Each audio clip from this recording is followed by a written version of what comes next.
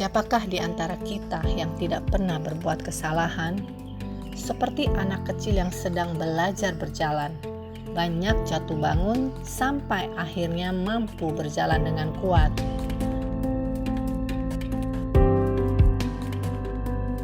Dari kesalahanlah kita belajar menjadi manusia yang lebih baik, dan dari kesalahanlah keluar nilai-nilai hidup kita. Dengan mengizinkan seseorang berbuat kesalahan, kita sedang memberikan hak orang itu menjalani proses hidupnya.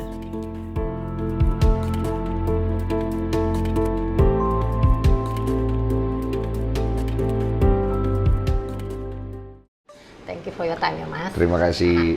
Mas, kita percaya bahwa setiap manusia itu sebenarnya pasti bisa berbuat salah. Dan mungkin harus berbuat salah, itulah proses hidupnya. Kalau untuk Mas Denny, 3 kesalahan yang pernah dilakukan dalam hidup, boleh berbagi? Boleh berbagi.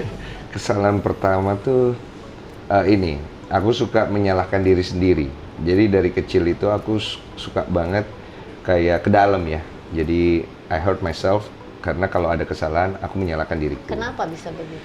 Nggak tahu ya, mungkin sifat bawaan natureku yang selalu nyerangnya ke dalam. Jadi ketika ada sesuatu yang aku tidak nyaman, dan ketika sesuatu itu salah, aku biasanya lebih menyalahkan ke diriku. Aku nggak nunjuk orang. Ini bisa ada good and bad. Good-nya artinya kita nggak gampang menyalahkan orang, konflik dengan orang lain. Tetapi bad-nya, kalau itu terlalu condemn sendiri-sendiri menjadi apa rasa luka, guilty? Iya. menjadi luka batin, menjadi satu trauma juga, menjadi satu masa lalu yang kita nggak mau hadapin. Oh, so many complicated things. Sembuhnya kapan dan bagaimana sembuhnya? Saya juga nggak tahu proses terjadinya gimana. It's just naturally happen aja tiba-tiba ketika waktu itu sekitar 6-7 tahun yang lalu. Jadi waktu itu aku ada satu perjalanan sendiri di mana perjalanan itu membuka mata batinku lah mungkin ibaratnya seperti itu. So ternyata memang menyalahkan itu tidak akan pernah memberikan impact yang baik buat diri kita sebenarnya. Jadi 6-7 tahun lalu realize dan sekarang sudah tidak mengutuki atau menyalahkan diri sendiri. Udah aku nggak tahu ya, tapi sudah tidak kayak dulu lah ibaratnya. Oke. Kesalahan kedua? Kesalahan kedua adalah aku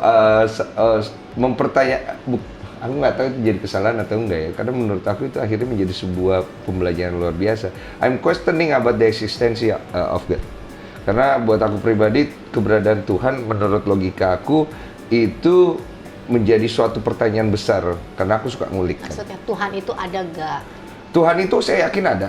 Tapi how God works is very very complicated menurut versiku gitu loh. Saat itu aku berpikir bahwa segala sesuatu yang dijelaskan oleh orang tentang Tuhan melalui agama segala macam susah dicerna. Jadi dulu merasa bersalah, tidak mau percaya Tuhan atau tidak mau mengikuti ajaran Tuhan? Lebih ke I'm questioning Him because I don't believe kalau Tuhan itu seperti apa yang orang bilang. Nah, berarti itu kesalahan. Sekarang sudah tidak seperti itu. Sudah percaya Tuhan. Sudah mungkin. Karena kalau aku malah sekarang aku tidak berani statement kalau I'm a believer, aku orang yang punya iman. Karena ketika mataku dibukakan, aku malah melihat bahwa I'm nobody. I might be wrong one day, gue bisa salah tentang apa yang gue ucapkan dan gue tidak punya kebenaran. Kalaupun gue terlihat benar itu karena ya gue beruntung aja, Tuhan yang lagi ngasih gue wisdom dan gue terlihat baik gitu loh untuk hari ini gitu. Jadi kalau you feel ini kesalahan denial on God, berarti kan kesalahan yang tidak seharusnya orang lain lakukan untuk denial on God. Kalau menurut aku sih pribadi about kesalahan, aku malah tidak mau orang terkotak-kotak dengan lu nggak boleh bikin salah. Malah lu harus belajar untuk mengerti bahwa salah itu pasti terjadi. So kita punya fearness paling besar adalah making mistake di dalam kehidupan kita. Jadi itu yang harus kita redam, supaya kita lawan, supaya jangan sampai kita itu takut bikin salah. Sebenarnya di negara maju orang tidak gitu takut berbuat salah karena reaksi dari sekelilingnya, society tidak condemn, tidak menghujat. Kalau mungkin di tempat kita bertumbuh di sini kesalahan itu di zoom sebesar-besarnya dan dilempari batu kalau perlu. Itu yang menjadi problem karena environment kita tidak mensupport sebuah kesalahan untuk menjadi baik, tapi mensupport sebuah kesalahan untuk menjadi lebih buruk. Itu mungkin yang menjadi big problem kita. Karena kalau kita bisa mensupport sebuah kesalahan itu untuk menjadi baik ke depan, itu akan membuat setiap orang itu berani bertanggung jawab sama kesalahannya dia. Itu kan yang paling penting. Makanya aku selalu bilang, saya tidak mensupport kesalahan, but I support kesempatan. Supaya setiap orang bisa punya kesempatan memperbaiki kesalahannya, karena kita tidak akan pernah luput dari itu. Problemnya adalah ada orang yang cepat, ada orang yang lama. Dan kita harus belajar untuk bisa memberikan mereka ruang, tapi dengan aturan main dong, gitu. Ada orang salah sekali, tapi ada orang bisa 10 kali berulang. 10 kali gitu. Nah, kesalahan ketiga? Kesalahan ketiga ya. Nakal. Tapi apakah itu suatu penyesalan? Jadi kalau punya anak bilang jangan nakal, jangan repeat papa punya mistake.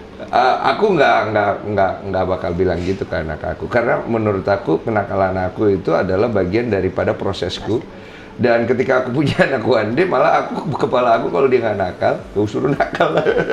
Tapi belajar tanggung jawab sih. What is the most important things, apalagi untuk laki-laki, adalah pertanggungjawaban kita sebenarnya. Karena itu yang kita nanti harus jalanin. Nakal tuh ada boundary-nya, like you never touch drugs.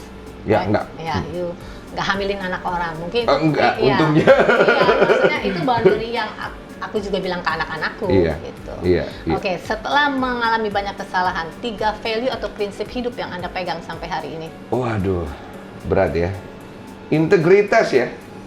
Integritas. Apa integritas itu buat Anda?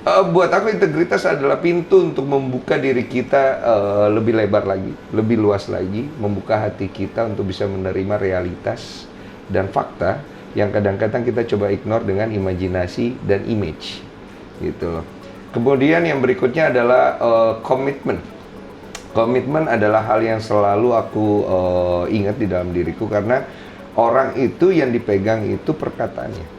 Karena kalau kata-katanya sudah tidak bisa dipegang, apalagi yang mau dipegang dari diri dia. Yang kemudian berikutnya adalah loyalitas. Jadi seseorang itu dinilai value-nya dari loyalitas dia dalam menghadapi sesuatu, impact dia terhadap orang lain, dan bagaimana dia memberikan dirinya yang terbaik di dalam sebuah environment. Karena itu yang akan menumbuhkan totalitas di dalam diri dia. Tapi kalau orang itu tidak punya sifat atau nature atau behave atau habit seperti itu, that guy is begitulah. Gue mau ngomong jorok gak enak.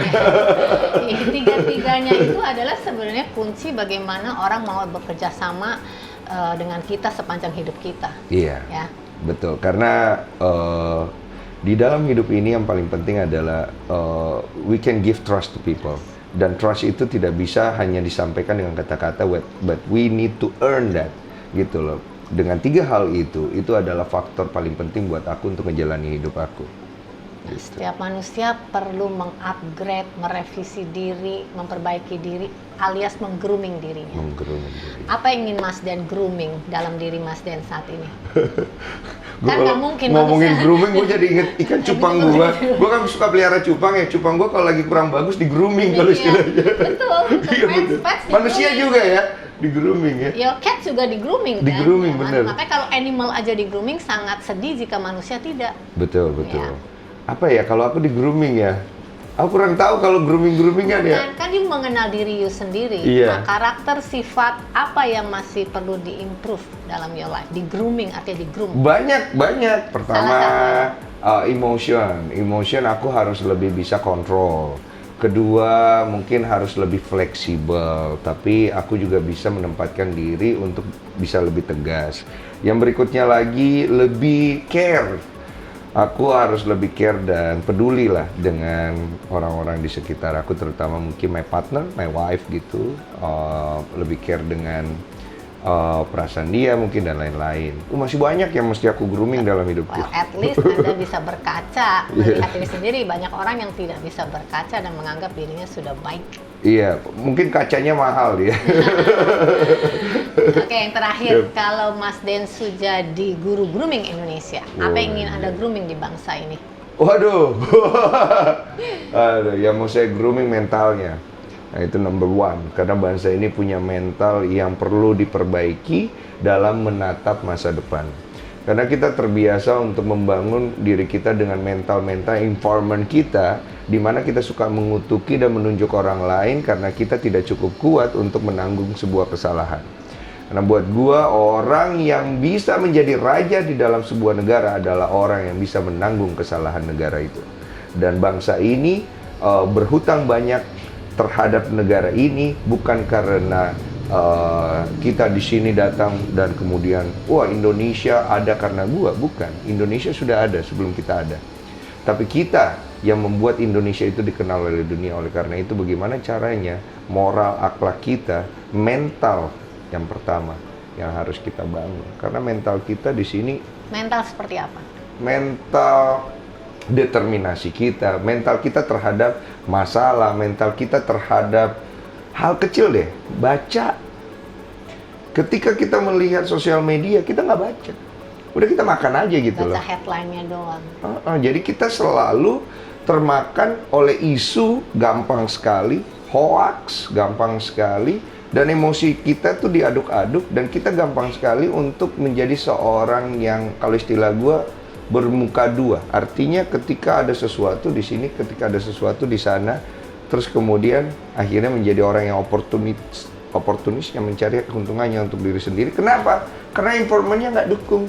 Gue mau membela negara ini, gue mau speak up, tapi orang lain malah ngehajar gue, bukannya malah mensupport gue jadi malas, mendingan gue urusin diri gue sendiri. Jadi mentality kita yang harus diperbaiki. Artinya ketika lu diserang, ya lu jangan kemudian akhirnya playing victim.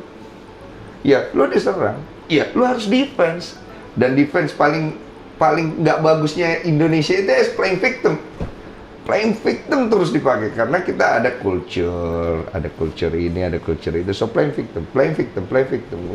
Lo kalau diserang, kalau ada masalah, selesaikan dengan debat, dengan fakta dan data. So it's good gitu loh. Kita semua belajar, jangan playing victim. Kalau playing victim, playing perasaan segala macam, hanya kau dan Tuhan kau yang tahu. Kita nggak tahu apa-apa, kita nggak belajar apa-apa soalnya. Jadi yang membedakan orang cerdas dan tidak cerdas, orang cerdas selalu menggunakan data. Dan fakta. Data dan Thank fakta. you for your time. Thank you so much. Densu everybody.